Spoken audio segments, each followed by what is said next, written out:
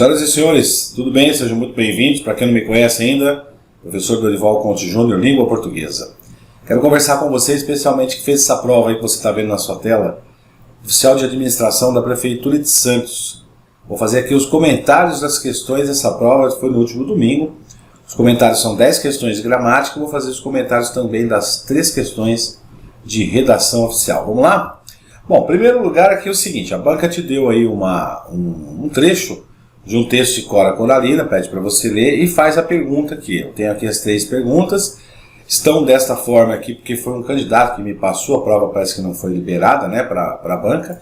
Então um aluno fez a prova, me passou, já fiz aqui a avaliação e estou gravando para vocês aqui. Bom, afirmar que a vida tem 2 faces significa que ela, o gabarito oficial, letra C, não é exclusivamente boa nem exclusivamente má. Aí está o trecho do texto da Cora Coralina que diz isso, que menciona isso, né? A vida tem 2 faces, positiva e negativa. Caso ainda você tenha lido o texto, vou voltar aqui, ó lá no comecinho, né? Olha lá, a vida tem 2 faces, positiva e negativa. O passado foi duro, mas deixou o seu legado, saber viver é grande sabedoria. Ela vai trazendo essas características de que a vida não é exclusivamente boa, também não é exclusivamente má. Então, a questão tranquila, né? Fácil. Questão 2. O passado foi duro, mas deixou o seu legado.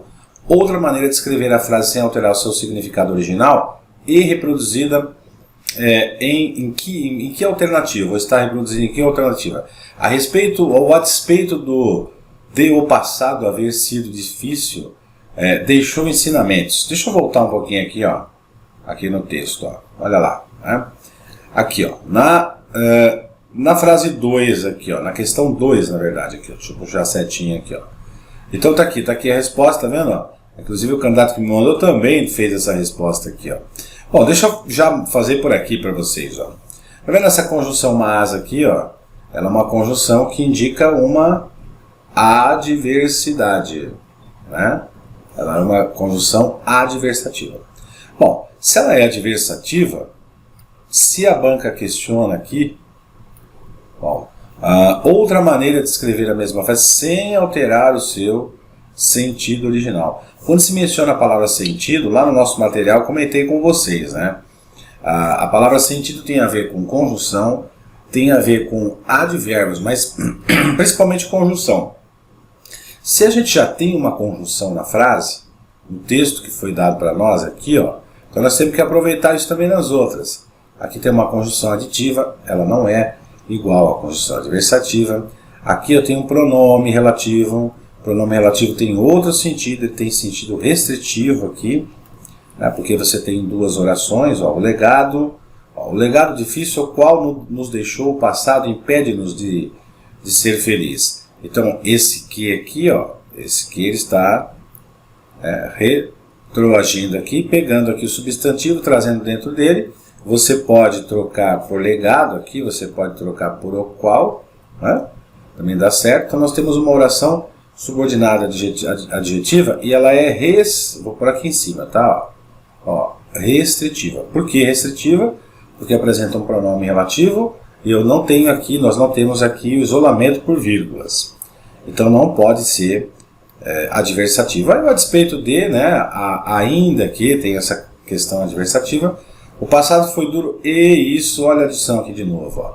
Então na letra A aditiva, na letra D também aditiva, na letra B de bola, pronome relativo com restrição, só sobrou realmente a letra C, justamente para ficar igualzinho aqui, ó. Certo? Vamos lá para a próxima. Vamos aproveitar que já está aqui, ó, depois eu mostro lá o que eu já transcrevi para vocês, ó. A questão 3, ó. Ao lermos o poema, podemos tirar algumas conclusões sobre a autora. Uma delas está representada em qual alternativa? Olha só, aqui, ó, vamos lá, olha lá. Segundo a banca examinadora, a letra A, as lutas e contradições porque passou serviram-lhe de lições de vida. Aí eu retirei alguns trechos, aí, 2 trechos na verdade, né? O passado foi duro, mas deixou o seu legado. Aceitei contradições, lutas e pedras como lições de vida, tá aí a resposta bem evidenciada, né? Não precisa nem perder muito tempo aí. Muito bem, letra A. Aí vamos aqui para a charge, né? Bom, a chargezinha aí é o seguinte: observando as imagens do texto dos quadrinhos, concluímos que Magali comeu 2 pedaços de pizza. Vamos ver se é isso aqui, ó. Olha lá, gabarito oficial, tá vendo? Meu candidato aí, aluno nosso, acertou a questão aí, ó. Observando as imagens do texto, ela comeu 2 pedaços de pizza. Aqui eu acho que tá tranquilo, né, gente? Ele menciona lá, né? Tá lá o texto. Ah, Magali, não sei como você consegue comer tanto e não engordar. É mesmo, ela tá comendo um pedaço de pizza ali, né? Aliás, tem tanta coisa que a gente não consegue entender. Ué, cadê o meu pedaço de pizza? Tá aí a Magali saindo com o pedaço de pizza, tomou da mão dela. Tranquilo. Essa não tem segredo. Bom, questão 5. Deixa eu mostrar para vocês a questão 5. O gabarito oficial é letra D de dado. Eu vou mostrar para vocês por que é letra D. Esse onde aqui, ó. Aqui, ó. Se eu colocar esse onde no lugar do cadê, que é o que ele pede, né? Respeitando-se o sentido original e a norma culta, é válido afirmar que o vocábulo sublinhado pode ser substituído por onde está. Então, vamos trocar aqui por onde está aqui, ó. O que acontece esse onde aqui, ó? O onde, ele nesse caso aqui, ele é um advérbio interrogativo, né? Porque ele está aqui no início do período, nós temos aqui um ponto de interrogação, tá? Então ele é um advérbio interrogativo aqui, ó. Vou até mudar de cor aqui para ficar mais visível para vocês. Então vamos trocar aqui por onde, ó. Onde está? Então, ainda que eu tenha aqui um advérbio interrogativo, eu tenho essa palavra onde, a gente tem que tomar um certo cuidado aqui. Esse verbo estar, ele é um verbo que vai exigir no contexto a preposição em. Essa preposição em, ela vai ficar dentro desse onde, porque não existe em onde nem na onde, né? Então, nesse caso aqui, o onde, ele está correto, porque a preposição em do verbo estar está lá dentro dele, ó, está escondidinha dentro dele, tá? Desse advérbio interrogativo. Agora, então, vamos dar uma olhadinha nas outras opções também. Ó, aonde vai? Está correto, não está errado. Esse a, ele vem do verbo ir, né? E quem vai a algum lugar, então está perfeito, sem problema nenhum. Mas ele não cabe ali, né? Não faz sentido você colocar aonde vai o meu pedaço de pizza e não tem sentido com o cadê o meu pedaço de pizza, né? O onde vai, essa está errada, né? Essa é errada porque o verbo ir exige preposição a. Essa aqui, ó, essa daqui também está errada porque de onde saiu essa preposição a do verbo estar? O verbo estar não exige preposição a, né? Então, onde está a condição correta aqui? Vamos para 6, deixa eu trazer a 6 aqui para vocês, que dá para mostrar aqui mesmo, ó. Então, analise as frases seguintes. Aí observamos a regência verbal, não respeitou.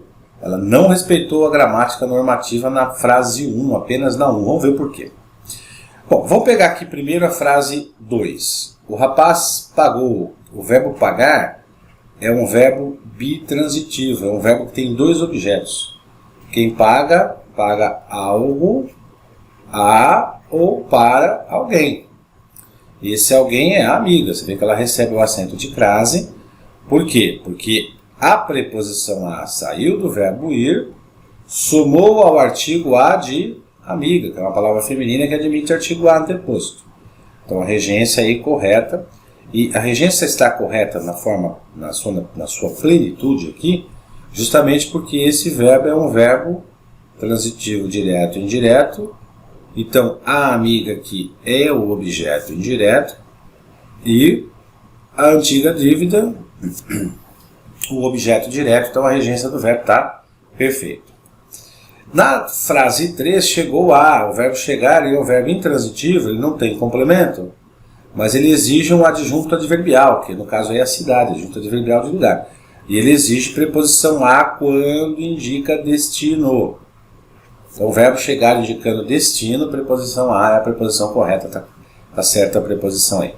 Essa preposição ela foi somada aqui ao artigo a de cidade. Cidade é um substantivo que admite aqui um artigo a anteposto.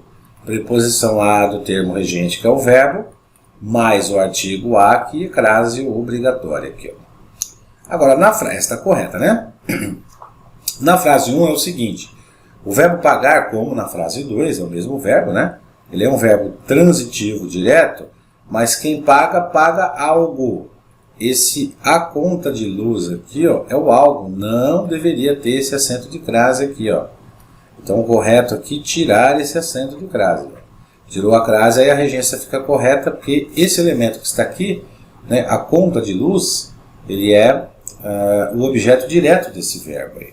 Que na verdade está faltando o objeto indireto aí, né? Porque quem pagou alguma coisa para alguém. Pagou a conta de luz que havia sido vencida uma semana atrás, ou para alguém está faltando aí.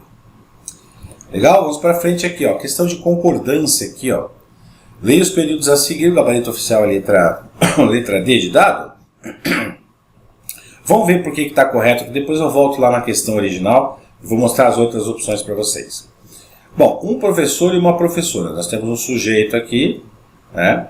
Esse sujeito ele é formado por dois núcleos.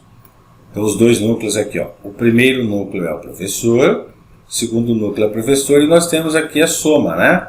A conjunção e somando aqui. Então, o verbo, quando a gente tem um núcleo composto, né? Ele é composto por dois núcleos, aliás, é um sujeito composto por dois núcleos, o verbo deve concordar com ambos os núcleos. Por isso, o plural aí do verbo aqui, ó. Ok? Bom, aí nós temos aqui, ó, porcentagem. 1% apoia. Lá no nosso material, material de concordância, lá na concordância verbal, eu abordei lá para vocês a concordância com expressões numéricas indicativas e porcentagem. E tem exatamente, são 3 situações. A terceira situação é exatamente essa que caiu na prova aí. É quando você tem 1%, o verbo tem que estar no singular. Tá? E aí 7 horas ali embaixo é horas, né? O verbo ser empregado no sentido de tempo. O verbo ser empregado no sentido de tempo, ele concorda com a expressão numérica que se refere, por isso o correto é essa daí.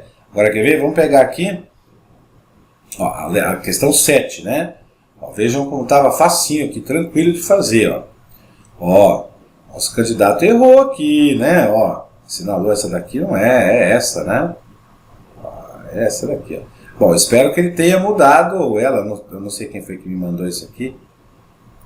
Né? Ou ele ou ela, porque vinha com não veio com um nome, veio com apenas um candidato. Eu espero que ele ou ela tenha mudado na hora de passar para o gabarito, tenha colocado a letra D. Ó.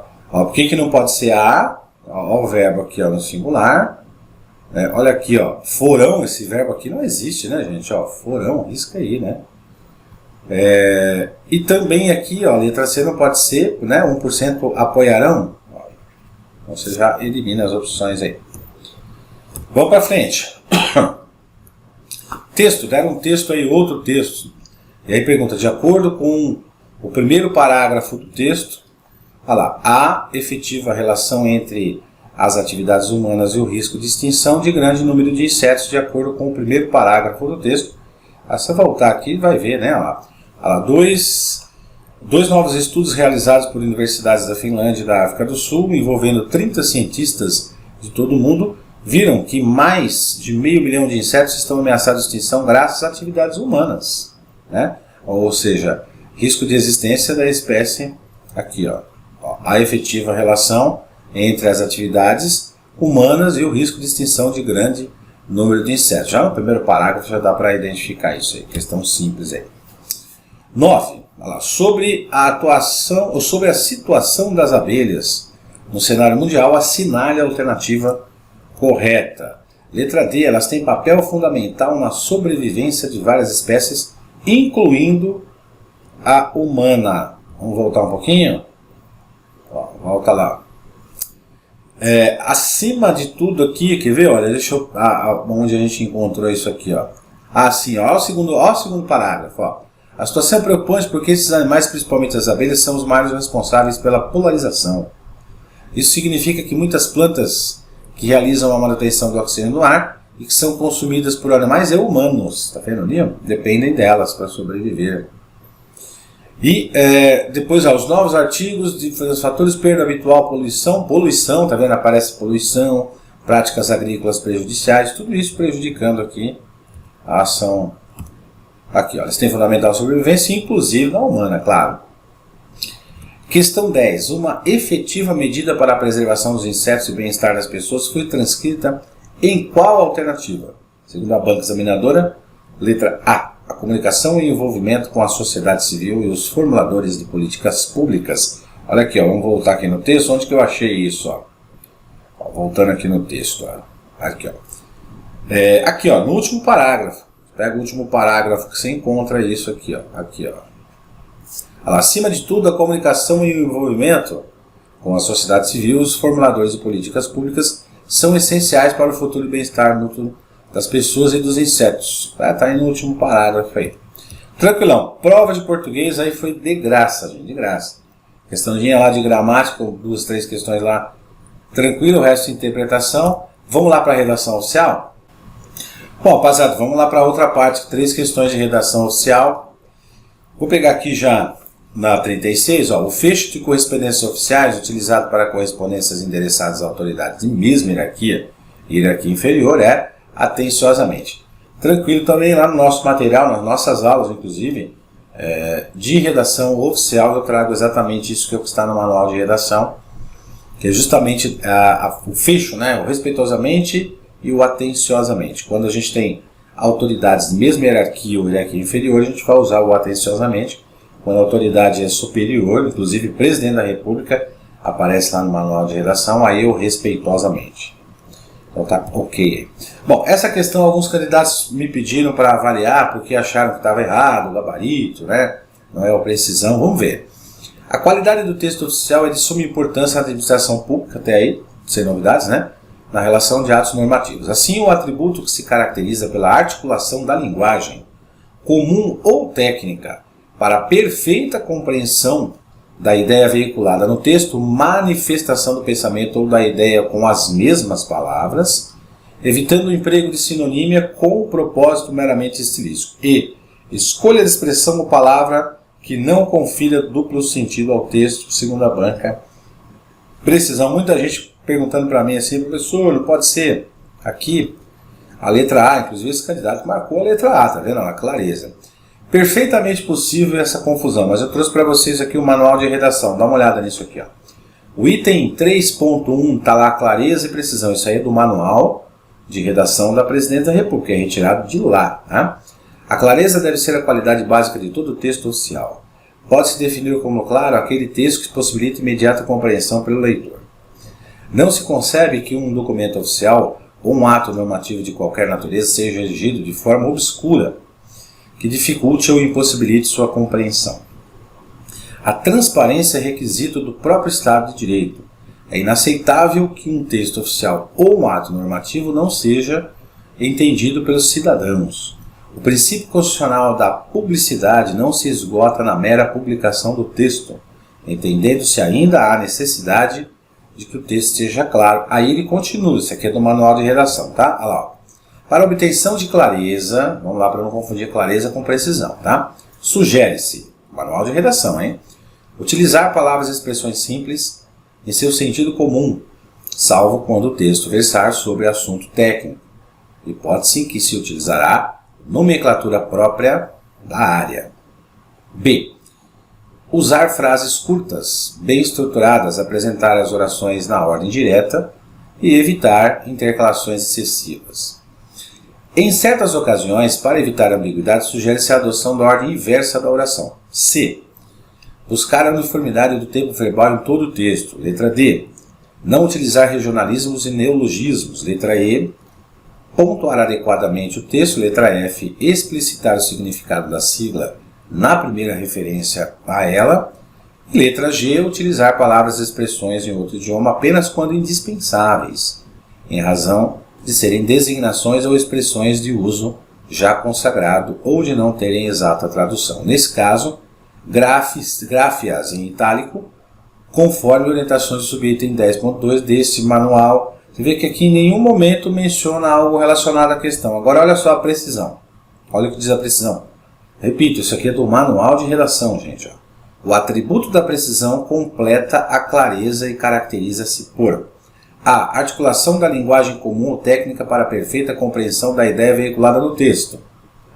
B. manifestação do pensamento ou da ideia com as mesmas palavras, evitando o emprego de sinonímia, lembra, está lá na pergunta, com um propósito meramente estilístico. E C, escolha de expressão ou palavra que não confira duplo sentido ao texto.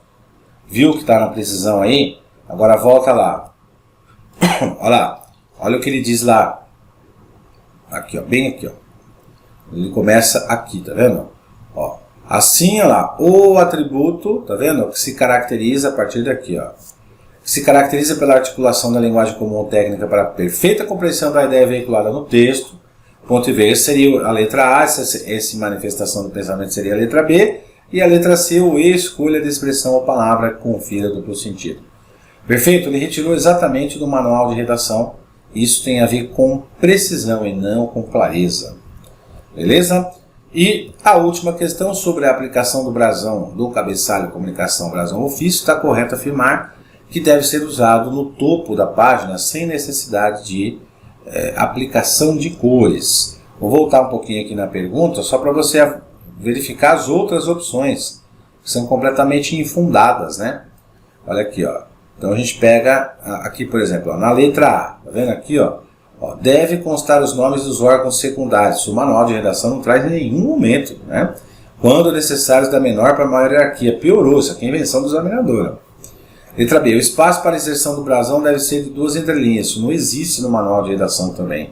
Esse 2 entrelinhas não existe, que é o espaço duplo aqui. Ele não é para o brasão, ele é para o texto. Aí sim, né? Aí que mais aqui, ó. Opa, pulou lá. Volta. Aí a gente tem aqui, ó. Peraí. Pronto, aqui. Então, ó, então a letra A, já descartamos. Letra B, olha lá, o espaço para inserção. Esse clique duplo aí serve para o texto, né? Deve ser usado no topo da página sem necessidade de aplicação. Essa é a correta. Ó, deve ser usado ao lado das marcas da instituição. Isso também não está no manual de redação, porque o brasão ele aparece lá no início, lá no comecinho, né? Está lá a folha 4, ele aparece lá no meio. Então não tem absolutamente nada a ver, por exemplo, devem constar nomes secundários, isso não aparece lá também. Aí, e a letra D, né, que é a última, deve ser usada ao lado das marcas da instituição. Também não. A marca da instituição ela vai lá do lado do nome do documento, né, embaixo, e não em cima. Na verdade, ele vai o nome da marca da instituição. E o brasão vai lá em cima, lá no meio da folha A4, e a alternativa correta é exatamente essa. Deve ser usado no topo da página sem necessidade de aplicação de cores. Economia, né? O princípio da economia. Se você tem lá o preto e branco, deixa lá. Aliás, uma das regras, né, do padrão ofício é justamente a folha A4 na tinta na cor preta. E o colorido ele é apenas para gráficos, né, se houver a necessidade. Legal? Fechou aí? Tranquilo? Muito bem. Então é o seguinte, gente. Tem aí o concurso, né? Nós estamos no concurso aí da Câmara, né? Então você que prestou esse concurso aqui, eu acho que você também deveria prestar o concurso da Câmara. Você não pode parar de estudar, tá? Continue estudando aí. Aproveita aí que a gente tem o material também para o concurso da Câmara e adquire o nosso material para esse concurso, né? Vamos garantir.